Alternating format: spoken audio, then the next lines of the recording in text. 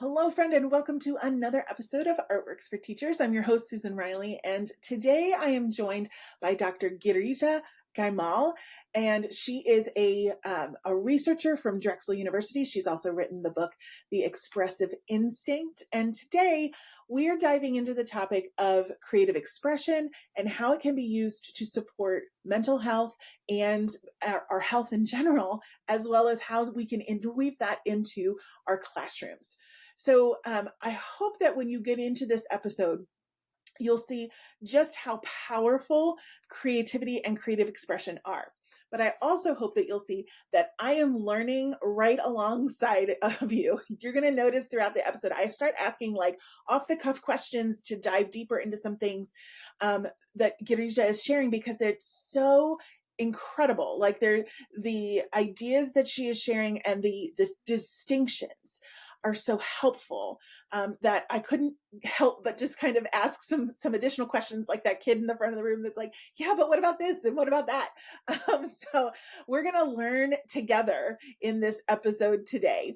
Now, I couldn't leave this episode without sharing her full bio with you. So let me just give you a little bit of highlights on her career and what she is sharing for today.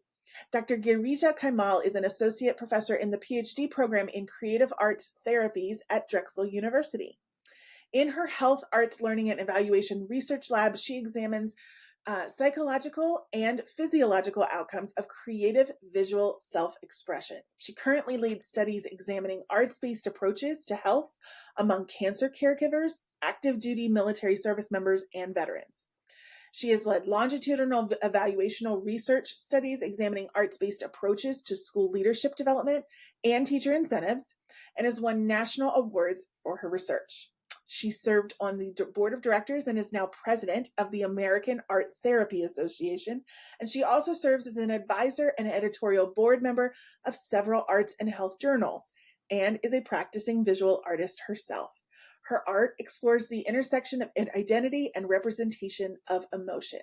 Her most recent book, The Expressive Instinct, How Creative Works and Imagination Help Us Survive and Thrive, is out now. So without further ado, here is our interview. All right, well, welcome to the show. I'm so excited that you're here. Could you please introduce yourself for our audience and let them know a little bit about your background in case they're not familiar? All right. Thank you so much for having me. My name is Dr. Girija Kaimal. I'm a professor at Drexel University and also researcher on the physiological and psychological health outcomes of visual self-expression. So I'm an art therapist by training. Great. And before that, I was a designer. I'm a lifelong artist.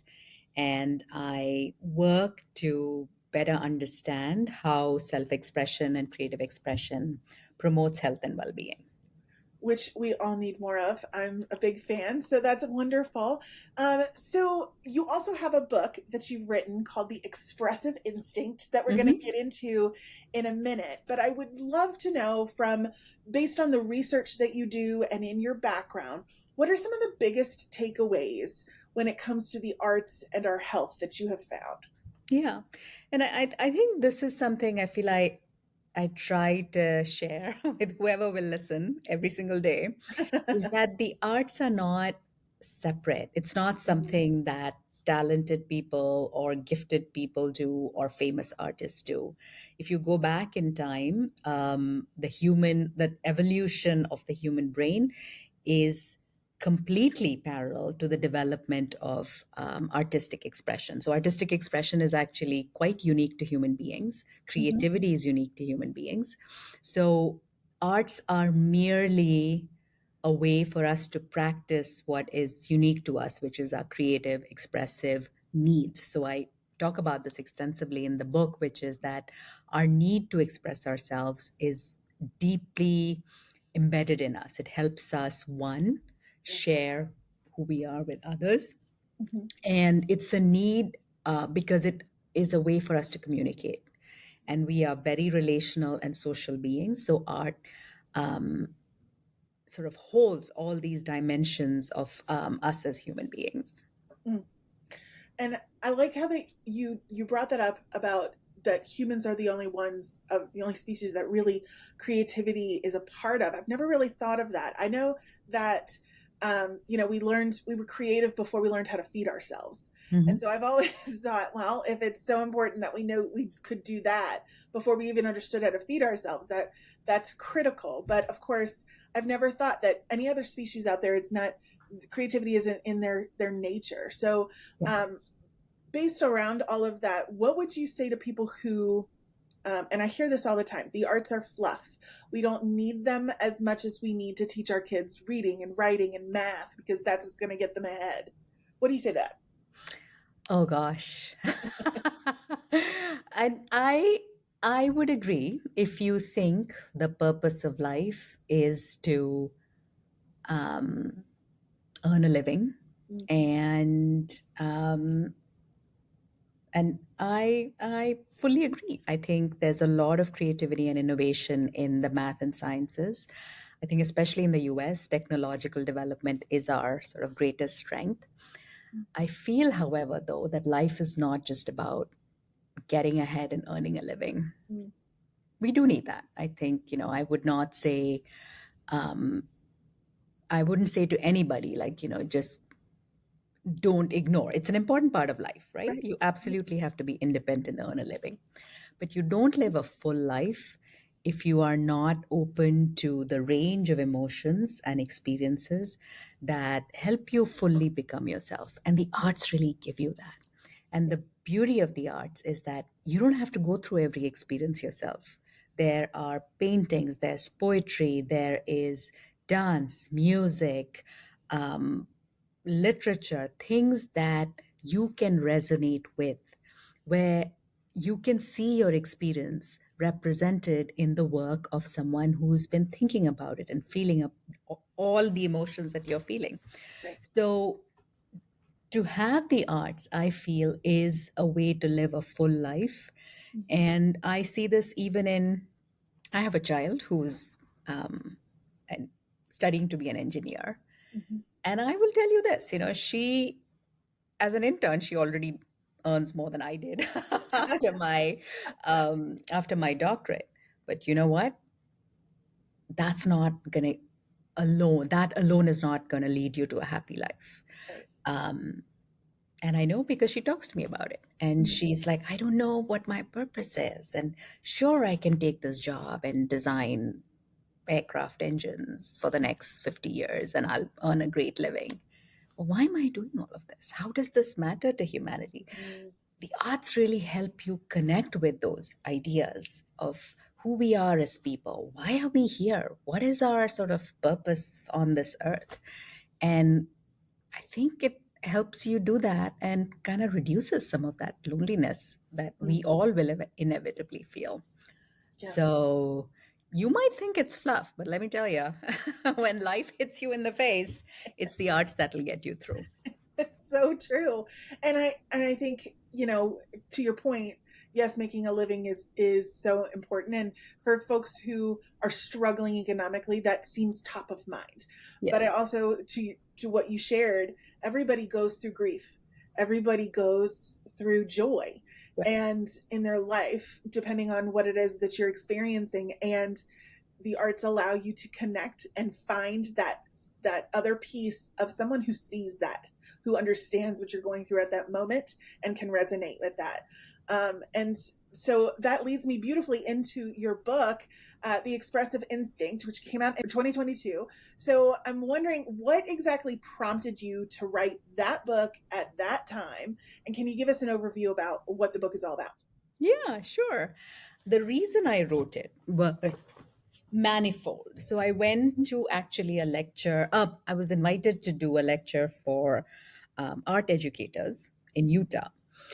And I shared some of our research studies, I shared some of our findings. And one of the organizers there, she said to me, um, do you have a book that summarizes a lot of your papers and your research in ways that people who are not researchers can understand? Yes. And I said, I do not. This was in 2019. But it made me think, like, so much of what we are trying to say, or what I'm trying to say with my research is Like, allow yourself to be connected, allow yourself to be creative, allow yourself to be expressive, and don't feel like you have to hold back based on some sort of judgment about skills or things like that. So I this was sort of on my mind, and I had made a promise to myself I would not write a book till I had something substantial to say. And the book really has almost 15 to 20 years of my research, and I felt, all right, I think at this point I might have something to say.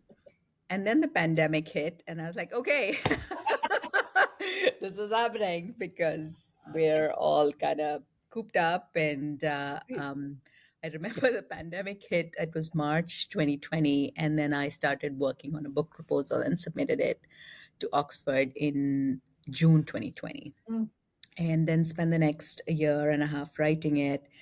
And my aim really was to make available in lay language, even though I'm told a few of the chapters are super dense. So now, like, I think for the next edition, I'll have to um, write a little bit more thoughtfully. But I wanted to really convey and empower all of us to sort of tap into these capacities that all of us have. mhm, Whenever someone says they're not creative, I was like, all right, we need to talk because there's no such thing. right. If you are human, you are creative. And why not? Why not tap into these capacities and resources, indestructible, I might add, resources that you have? Mm. Indestructible resources. Can you expand on that a little bit? I love Yeah. that. So, this idea that creativity is innately human is also connected to how our brain works. So the way our brain works is that it's not a computer, it's a prediction machine, and its one job every single day is to keep you alive moment to moment. So even if you even this is why if something comes at you or you trip, your body automatically does things to protect you. So when you fall, your arms and legs will go out to protect the more vulnerable parts of your body. If Mhm, something comes at you, your eyes will close instinctively. It's going to protect your eyes, right? Similarly, what the brain is doing is it's trying to predict what you need based on what it's seeing in the environment. So, simple things. What should you wear today? It's 96 degrees here in Philadelphia today. So, okay, maybe don't take out the jacket. It might rain in the evening. Maybe carry your umbrella. So, it makes these simple decisions all the time. What that means is that we are always using information from the past and present to predict the future. Now, what else is that like? That is basically imagination, mm, right? mhm, And that's basically the structure of a story: past, present, future. mhm, This happened, therefore, this will happen. So think of those two things: imagination and storytelling. That is how our brain is wired. It's wired to imagine and it's wired to respond really well to stories. mm, So if you think about creativity as being imagination and storytelling, mhm, that's just who we are. It's something that always will exist in us as long as our brains are functioning and we are able to engage with the environment. mhm. um, we can't help it. We can't help but be creative. So I feel like this is, and it's a resource that we can tap into both in distress and in wellness. So for a lot of our sort of clinical work in art therapy, we find that even individuals who've been through extreme trauma or injury or mental illness or childhood adversity, this is a resource you can always tap into. Mm, And it gives it we have evidence for this. It gives people confidence, it gives them a sense of agency and empowerment. Okay, I have it in me, I have it in me to come up with a problem solving strategy, an adaptive strategy to cope in the world. and is that why you used the word instinct in the title, the expressive instinct? I do. I feel like we have it. We suppress it. We get messages from society that no, no, no, maybe you shouldn't be drawing. Oh, maybe you shouldn't be dancing. Oh, maybe you shouldn't be singing. Mhm. But I'm inviting everyone to put aside those messages and say, if I enjoy it and it gives me peace, joy, fun, respite, sanctuary, any of it, go for it. Yeah, own it. Own it. Absolutely. Own it. Yes. So, what would you say is the difference between creativity and creative expression then? Yeah. So creativity is like, is any, and it really depends. There's many types. There's a lot of research on different types of creativity, right? There's big C creativity and small C creativity, which is basically like big C creativity are like big inventions or artistic genres, where someone comes along and really sort of changes the way we see the world. Yeah. Small C creativity is the sort of everyday stuff, the small things we do. We figure out a shortcut, or we put together a card that we make for someone, or you create a garden, or you create a meal from leftovers in the fridge. All those are everyday small C creativity. There's Mhm. also pragmatic creativity. These are all the different ways that we come up with novel solutions to the problems of the world. Okay? Yes. Creative expression is typically something more connected with the arts. So it may or may not have a practical use, Mhm. but it has an expressive use. Mm. It serves to get something out of us. And by that, I mean both sort of physically as well as metaphorically. So it's something is sort of ruminating in your head. And I do this all the time, like I will doodle. And it sort of gets me out of that ruminative cycle, and I can get it out of my body physically. So it feels less of a burden, so to speak. So creative expression is really sort of getting out of you something, your sort of inner state. Mhm. It's a great question. Well, and it makes me think a little bit because so often they're lumped together. You know what I Right. mean? And so being expressive with your creativity and thinking about that in an access point way, thinking about which art form would be my access point in order to be expressive, I think Yeah. is really thoughtful as well. Um, from your research, is there how does creative expression specifically support our human experience? Mhm. And I'm going to put another one on there. Are there some ways that we can embed that into our own teaching practices? Right. And I do want to add over there, I don't think creativity by any means is associated with the arts alone. Yes. I think you can bring it into any profession. I think whenever you're coming up with a novel or innovative solution to a problem, you are being creative. Yes. Um, Absolutely, you can bring it into teaching. The way you adapt a lesson or a problem to help someone understand it, Mhm. the way you might bring in different media and tools to create a metaphor Mhm. for a problem and explain it. One of my favorite ones is explaining chemistry and the periodic table as a grand epic. I You love have different, that. but each element is a character, and there's the alkaline, and then there's the acidic, and then sodium and chlorine come together, and there's an explosion, and um, a lot of volatile elements can be combined with less volatile elements, and they sort of form something completely new. To me, like the periodic table really was characters. So, Wow. how might you make it meaningful and relevant?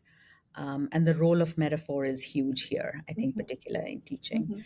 But really, it comes into any profession.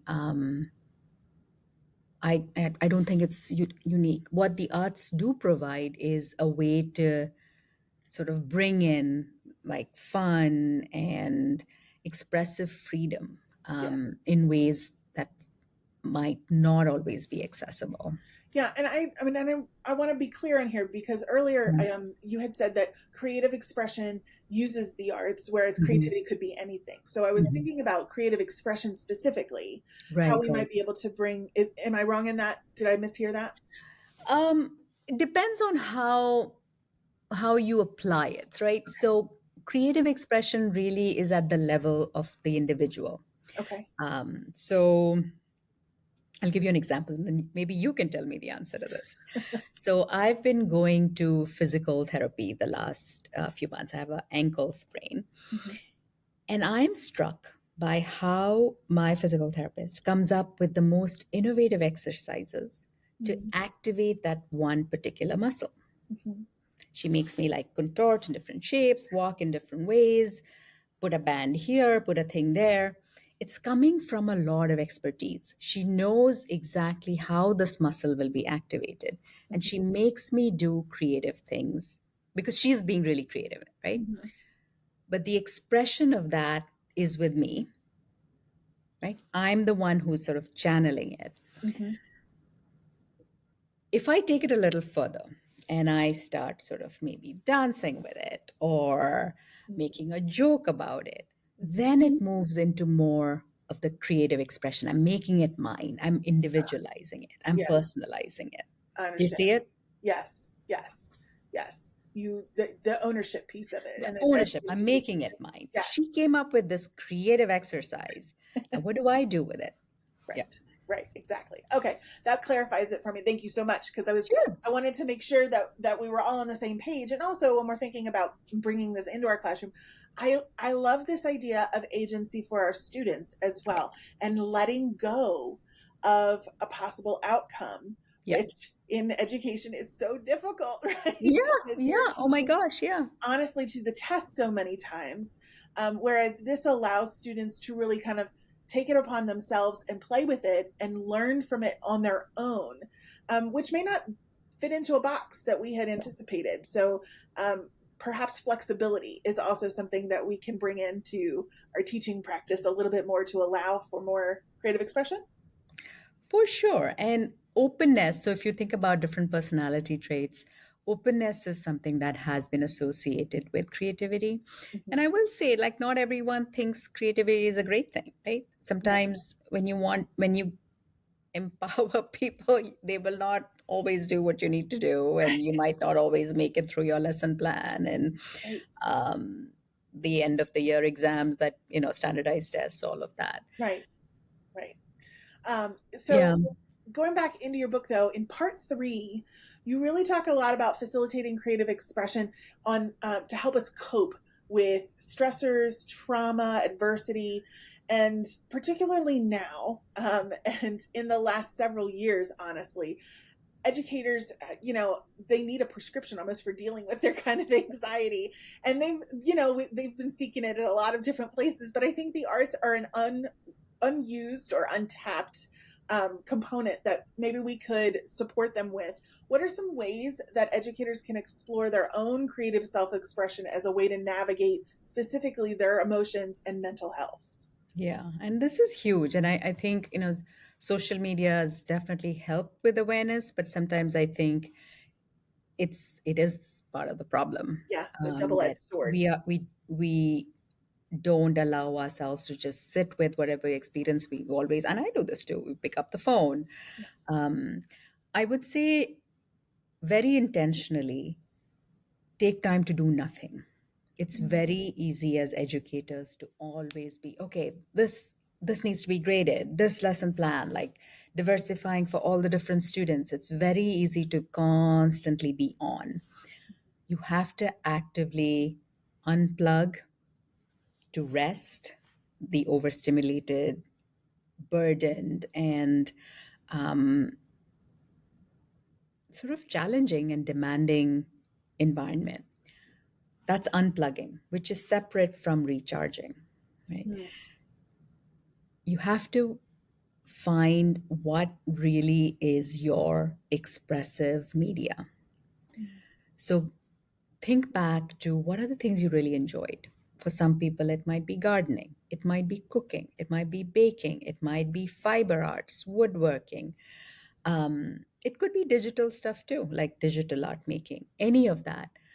Anything that allows you to bring out who you think you really are, photography, writing, poetry, any of it.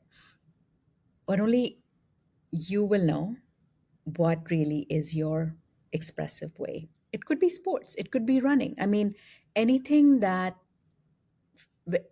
allows you to sort of go into a zone where you're like, okay, this is me. I am getting to be expressive in the world, in a Mhm. way that feels right to me. That's really, really important. And it really varies by person. Uh, a trick I offer is go back to childhood and think about the things you really enjoyed doing without anyone else telling you to do it. Like, what did you used to do when you were free to do whatever you wanted to do? Mhm. Um, I would start there, and to make that an intentional part of, if not every day, every week. So for me, like I think of Saturday as my day as, all right, it's my studio time. And right now my studio is just a big table, but that's my studio time. I get to sort of play around. Yeah. And I think it's so important that I love that the distinction between unplugging and recharging. I think oftentimes we put those two things together Yeah. and they're not one and the same. I Yeah. often say to my own daughter, it's okay to be bored. Boredom Yeah. will lead you to the Yes. places that, Yes. you know, that you didn't Yes. know you needed. Yeah. So I love that. And I think we're afraid sometimes of boredom or of silence Yeah. or of completely unplugging, but there can be such gems in there. So Yeah. I think I love that, being able to unplug and then thinking about how to recharge. Now, there's a question I ask all of my guests. We've kind of been circling around this throughout the entire episode, but I would love your take as well. From your experience, how can creativity impact education today? Ah, I think if we think about education as preparing the next generation, to not empower them to, one, take care of themselves, and two, serve the world in a useful way as problem solvers, how how can you not pay attention to creativity? You're just creating employees of the future, Yeah. not humans of the future, um, is what I would say. That's powerful. Thank you. So, where can people learn more about you and stay in touch? So you have my email, I Yep. think. Yep. I think probably my Yahoo email is best, Wonderful. girijak@yahoo.com. Most of my work is on my website, Mhm. which I need to update, but it is there. And you can also check out my research on the faculty pages of Drexel. And I am, yeah, And of course, your um, book, right? yeah, Which is read the available book. everywhere. Yes. I'm assuming Read. available everywhere. Yes. Yes, yes. Awesome. Great. And we will put all of those links and everything into the show notes so that people can get in touch and find out further information. Thank you so much for joining me today. It has been such a pleasure. And I have learned so much from you during just this short period of time. So thank you. Oh my God, thank you so much. I loved your questions. Thank- They have certainly made me think. So Wonderful. Wonderful. Thank thank you. you.